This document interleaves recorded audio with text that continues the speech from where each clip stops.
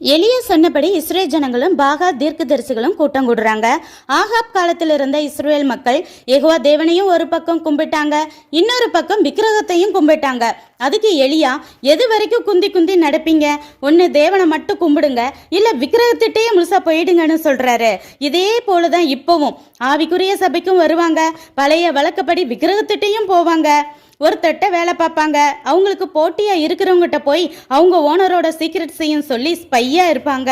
துணைக்கிட்டையும் பாசமா இருப்பது போல நடிச்சுட்டு வெளியே ஒன்ன போல உண்டான தப்பான உறவுகிட்டையும் ஜால்ரா போட்டு பல்ல காட்டுறவங்க எத்தனை பேரு?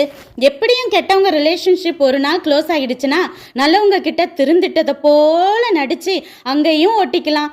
இதுவும் வேணும் அதுவும் வேணும். என்ன ஒரு கீழ்த்தரமான குணம்!